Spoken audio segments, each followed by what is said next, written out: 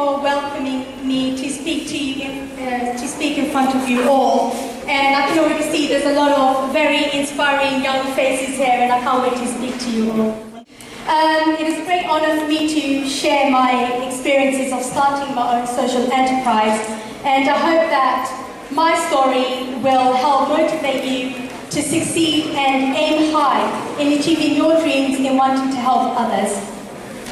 My name is Talyn Rahman-Figueroa, and I am the director of Grassroot Diplomat. It is a diplomatic consultancy which aims to bridge the gap between civil society and political leaders.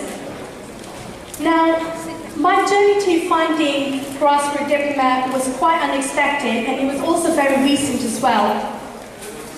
I founded my social enterprise just last year in August 2011, and already we are working in countries including the United States, Ghana, Canada, Fiji, Sudan, Nigeria. There's so many countries that we are trying to help.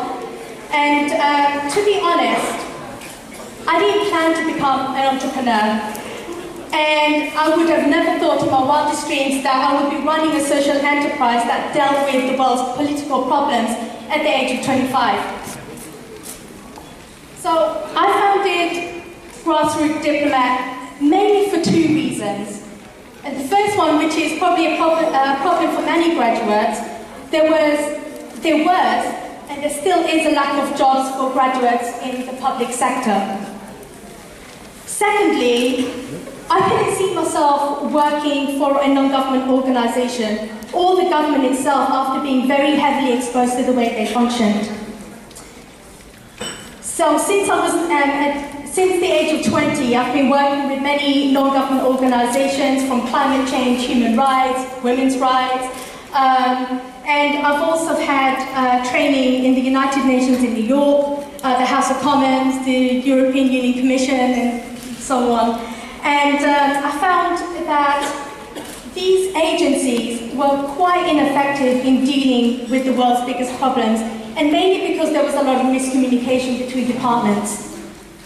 Civil society and high-level government officials were in fact finding it very difficult to communicate with each other, even though it is in their best interest to keep connected. So how is it that over the years we have seen a growth of civil unrest, like London riots that someone mentioned earlier, with thousands of people marching out on the streets and protesting against their governments, while the governments are calmly claiming that they are listening to their people and they are, therefore policies that represent the way we feel. So surely there's something wrong with this picture, and this, as an individual, made me feel very unsettled. When you start an organisation, I must stress that you have to be very passionate about your cause that you're working for, and you really need to believe in the work that you're doing. And of course, the main important thing is you have to believe in yourself. When you love what you're doing, it really shows to the people that matter. And that is exactly the kind of energy you need to get the ball rolling in your social enterprise. Now, I want to mention something very important for anyone in this room, and that is networking. Networking is one of the most important things for anyone to do, whether you're an entrepreneur, a student, or someone who already has a job. And that's because networking helps us to take advantage of new opportunities and expand our knowledge in areas that are unknown to us. And maybe in the future, your connections can actually help you out in the road to your individual success. So the way I use networking, whenever I meet somebody new, I treat them as my mentors, even though they're not officially my mentor. Because this new person can teach me something new that I probably have never come across or known before. And this is a good way to build relationships with your networks, and it can also help create a new avenue for your social enterprise. But I spent many years building my connections, and somehow I guess my talent is that I have a knack for creating relationships with high-level government officials, which include members of parliament, councillors, diplomats, ambassadors, and it is important that you capitalise on your strength and tap into other people's experience.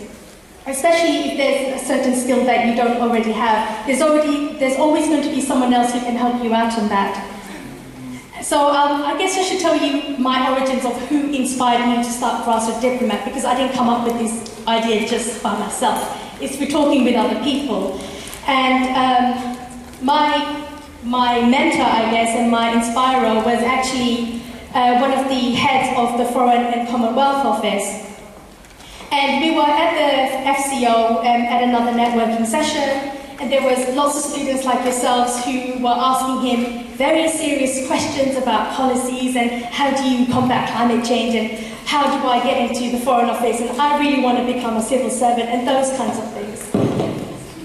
Well, I stood back and I observed what other people were asking him. And he seemed quite bored with the kind of questions that he was getting because everybody was asking him the same things.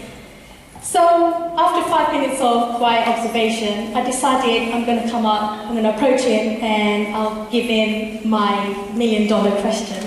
Now, I don't know if any of you can even predict what my question is. What would you have asked? Just shout it out. What would you ask a Foreign Office official?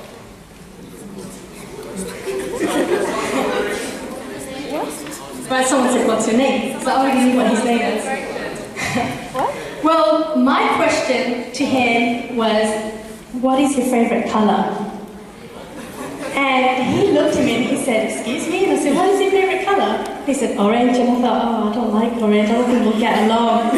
And the reason why I did this is because it broke the tension, it broke the ice, and I guess I stood out to him because I wasn't one of those individuals who was asking very serious questions about policy and careers, which is what is expected of some of these networking events. So, okay, as much as this is a very unusual question to ask, especially to a civil servant, when I emailed him to thank him for his time and, you know, hey, it's great to be meeting you and networking with you, he actually remembered who I was. He said, oh yeah, you're the girl that asked me about orange. Let's catch up for a coffee and talk. And I thought, great. That's a great way for me to start and build a relationship with somebody who, you know, who runs the Foreign Office. Basically, the gist of the story is starting a social enterprise takes a lot of courage. And it takes a lot of hard work to make it right.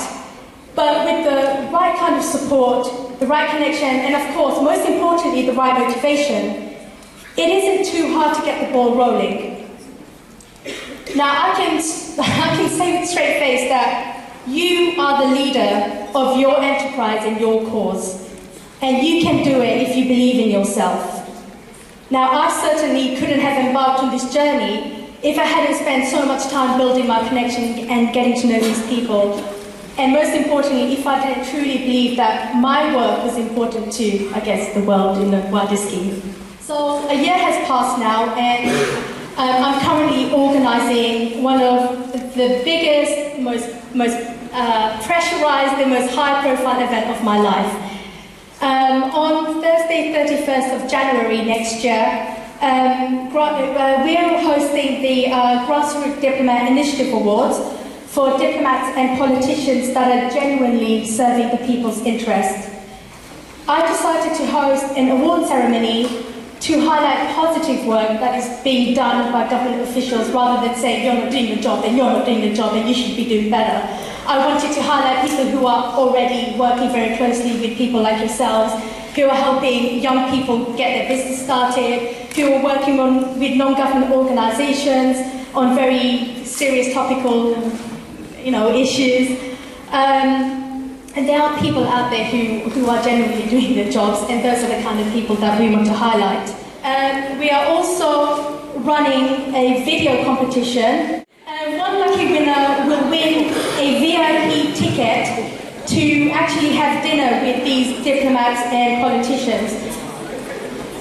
All you have to do is create a 1-minute video about the topic, what grassroots diplomacy means to me. And all you have to do is just upload it on YouTube by Saturday, 24th of November.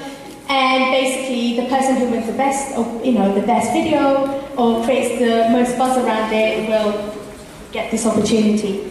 So, my final word is dream big, aim high, don't be afraid, and do what you feel is best for you and what you're most passionate about, and that's the way to go.